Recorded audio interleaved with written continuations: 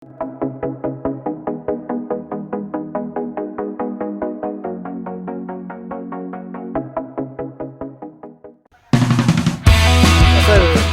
Murali sir வணக்கம்.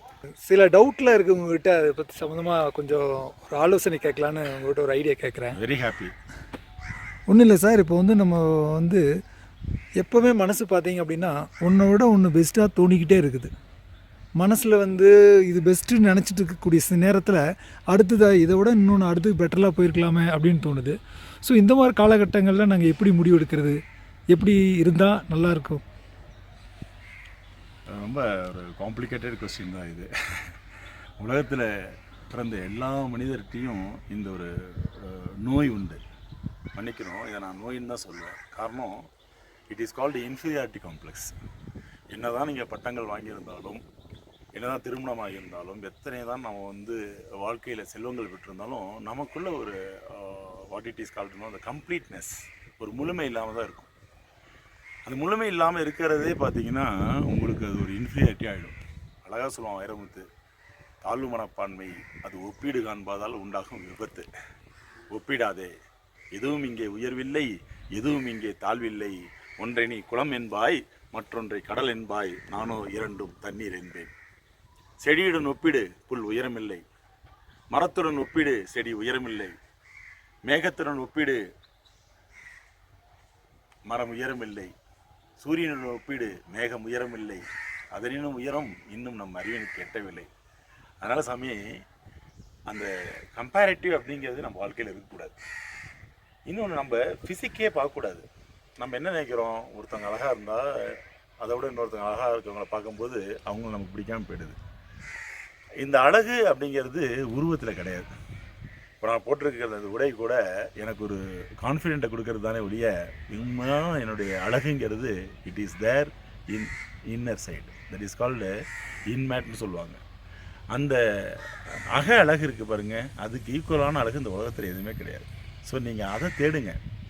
உங்களுடைய தேடல் எல்லாமே புற உலகில் தான் இருக்குது. அதை தாண்டி, அறிவை தாண்டிய ஞானம் உங்களுக்கு வந்துருச்சுன்னு சொன்னால் கண்டிப்பாக நீங்கள் இந்த கேள்விக்கு நான் பதில் சொல்ல வேண்டியதில்லை, நீங்கள் அற்புதமாக சொல்லுவீங்க. The best way to get enlightened is you go through many books. புத்தகங்கள், உங்களுக்கு பிடித்த புத்தகங்களை நீங்கள் வாசிக்கின்ற பொழுது அது உங்களுக்கு சொல்லித்தராத விஷயங்கள் கிடையவே கிடையாது. That is called self realisation. Self realisation 5ஆம் நூற்றாண்டில் திருமூலரே அழகாக சொல்லியிருக்காரு. யார் ஒருவன் தன்னை தானே நேசிக்கின்றானோ, யார் ஒருவன் தனக்குத்தானே சொல்லிக் கொடுத்து கொள்கின்றானோ, யார் ஒருவன் தன்னைத்தானே காதலிக்கின்றானோ அவன் வாழ்க்கையிலே முன்னேறலாம். அந்த இன்பத்தை நான் பெற்றிருக்கின்றேன், மனித சமுதாயமே நீயும் பெற்றுக்கொள் என்பதுதான் திருமூலனுடைய அற்புதமான வரிகள். அவர் சொல்கிறாரு, யான் பெற்ற இன்பம் பெருக இவ்வையகம்.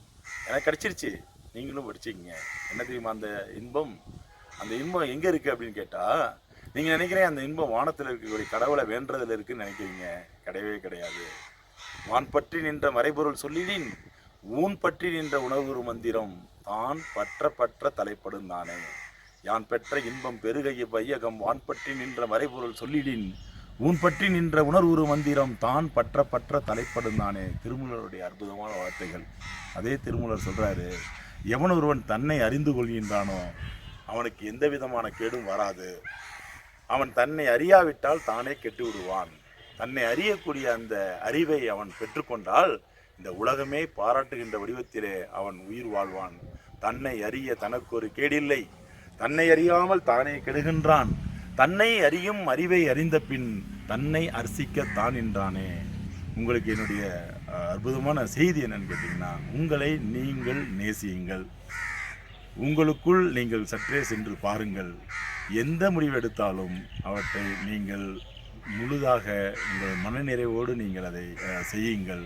உணர்ந்தவர்கள் உணர்ச்சி வசப்பட மாட்டார்கள் என்கின்ற இந்த அருமையான அண்ணன் உங்களுக்கு தருகின்ற அந்த மந்திரத்தை தாரக மந்திரமாக எடுத்துக்கொண்டு, இனி ஒவ்வொரு முறையும் நீங்கள் எப்பொழுதெல்லாம் மனச்சோர்வு அடைகிறீர்களோ, ஒவ்வொரு முறையும் எப்பொழுதெல்லாம் நீங்கள் அந்த தாழ்வு மனப்பான்மையை தவழ்ந்து உழல்கிறீர்களோ, எப்பொழுதெல்லாம் நீங்கள் உங்களை மற்றவருடன் ஒப்பிடுகிறீர்களோ, அல்லது மற்றவர்களுடன் மற்றொரு காரணத்திற்காக மற்றொருவருடன் ஒப்பிடுகிறீர்களோ, அப்பொழுதெல்லாம் இந்த மந்திரம் உங்கள் காதுகளில் ஒலிக்கட்டும், உங்கள் வாழ்வு மலரட்டும், நீங்களும் உங்கள் குடும்பமும் நீடூழி வாழ வேண்டும். இதோ இந்த அண்ணனின் அற்புதமான வாழ்த்துக்கள். நன்றி, வணக்கம். நன்றி நன்றி சார், நன்றி.